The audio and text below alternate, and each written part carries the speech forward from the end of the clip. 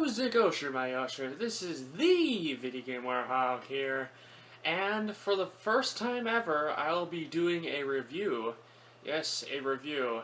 The game I'm currently playing right now is Sonic and the Black Knight. I'll be finishing that. I'll actually upload that video probably later today.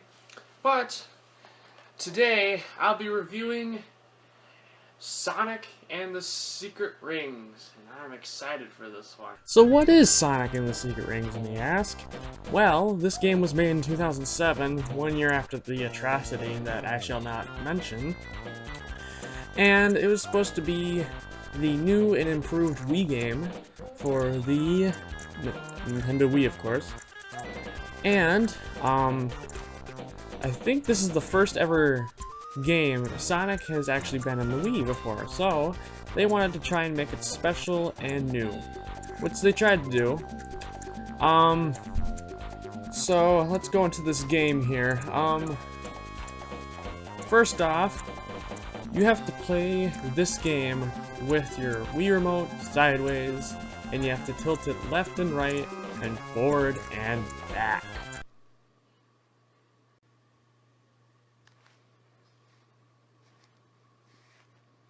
You're a disgrace.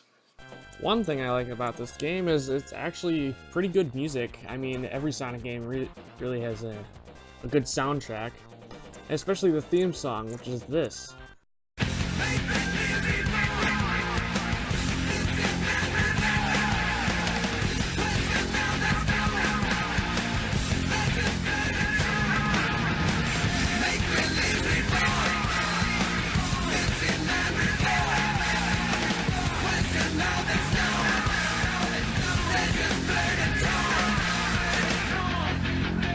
The song is called Seven Rings in Hand. It is actually a really good song, but there is one little problem with it.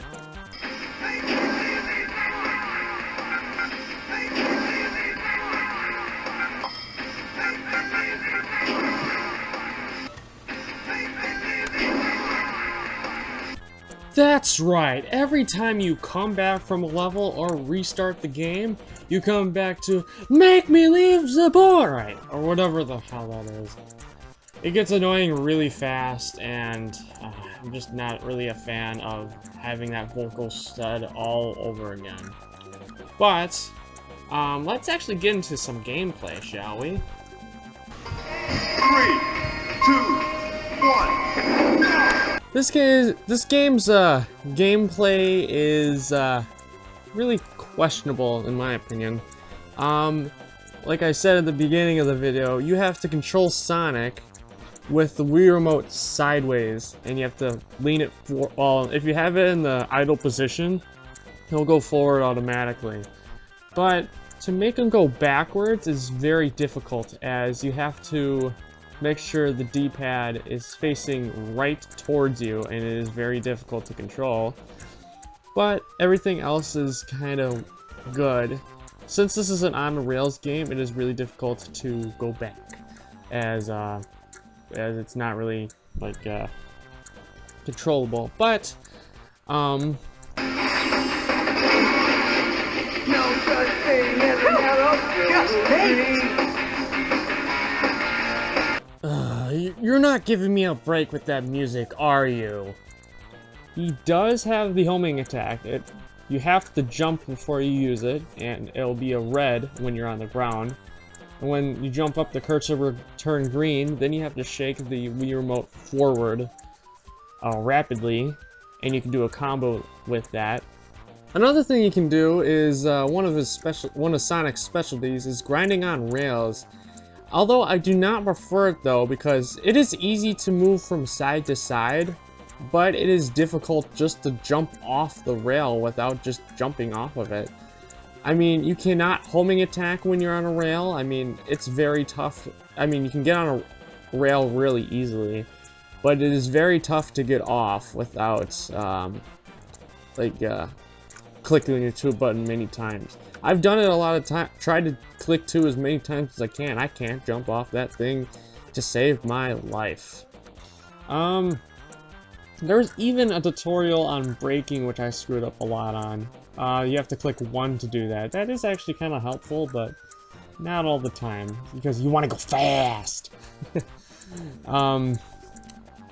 But hey, I mean, it's the game, so, I mean, it's not bad. I mean, it could be better, though. But Sonic's gimmick in this game, since nowadays he always has a gimmick, he now has a ring with him, and that'll be explained a little later, but it gives him perks about different things that he can use. But, fortunately, remember when I said going backwards was a problem? There's a perk for that where you can do a back step, which makes it a little easier to go back. Now, here's the more disappointing and unfortunate part. There's perks in here that allow you to move smoothly left and right, and that, and another one where it has better acceleration speed. Come on, turn left. Come on, turn left. Oh my god. I just died. Yeah, so that's what the gameplay has to offer for you guys. I mean, it's not great. It's not even good. I mean, it's okay. It's not the best thing in the world. I mean, I do not want to, like, lean forward on my Wii Remote just to move forward or whatnot. But, yeah, that's gameplay. So anyway, let's move on to the story of this game, since I think the story is more important than the gameplay.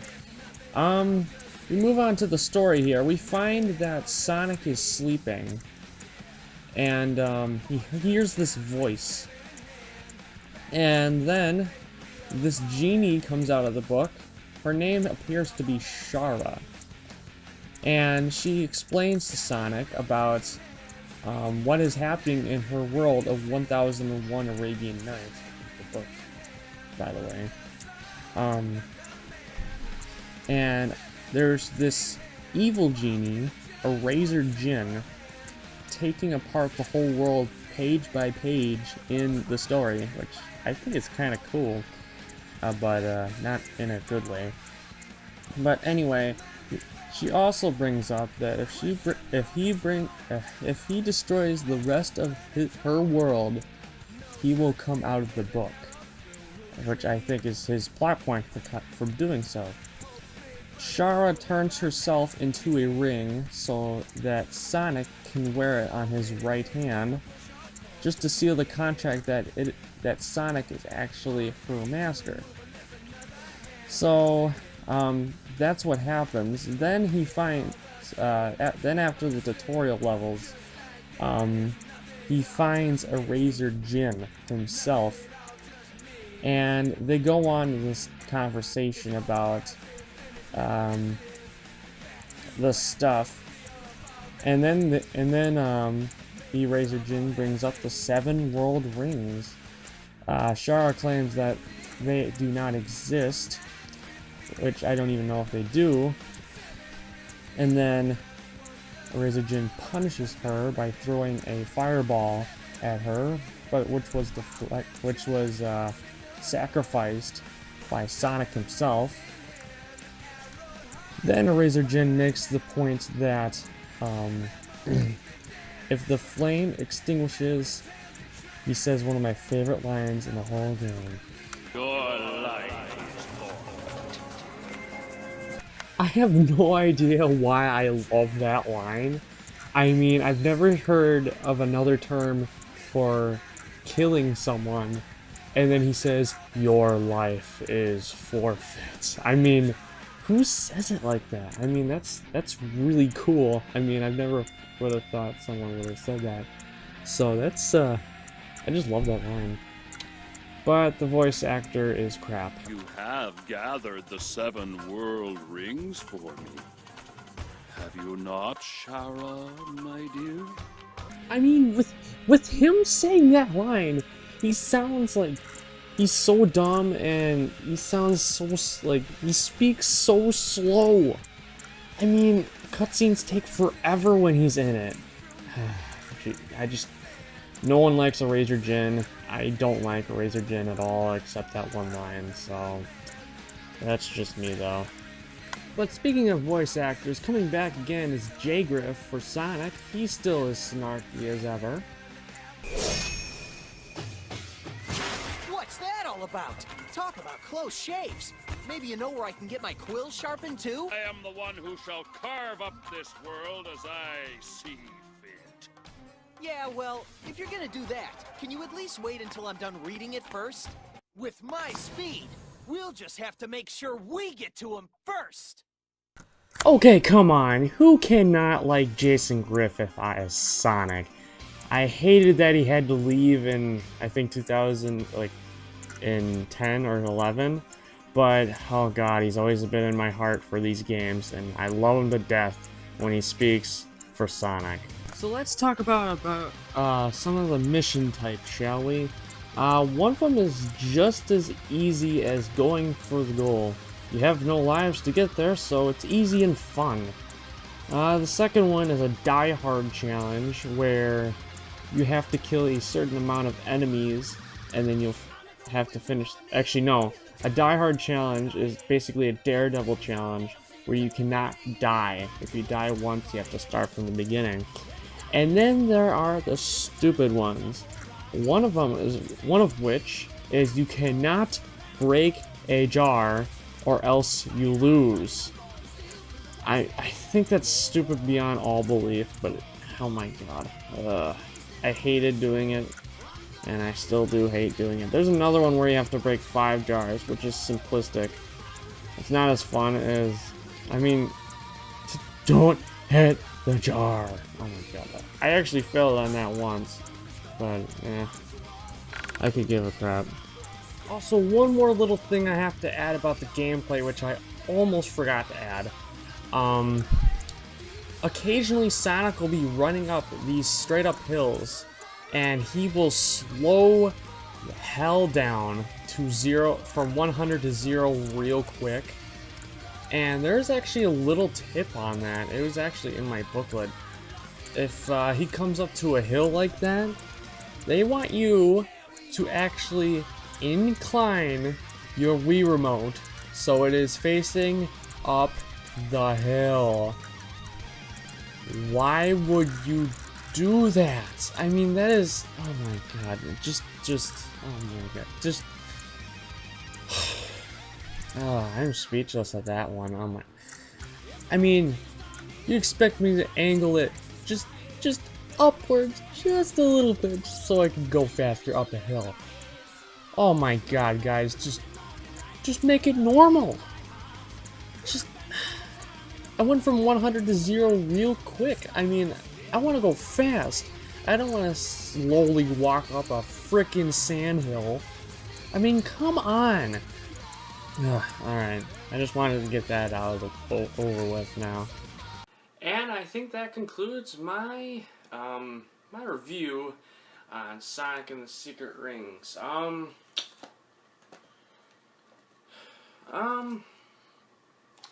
This game was, I don't know. I actually got this from as a birthday present, and I thought, oh god, this is gonna be. I actually played it at my friend's house, and I was very interested to play this game.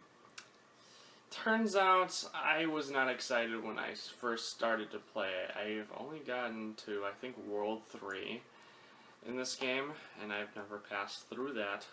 Kind of like me in Black Knight, I haven't passed through too much of that. But, yeah, that's what this game has to offer. I mean, this could go either way. I mean, this could be a good game if you want to. I mean, I don't know. I don't judge you.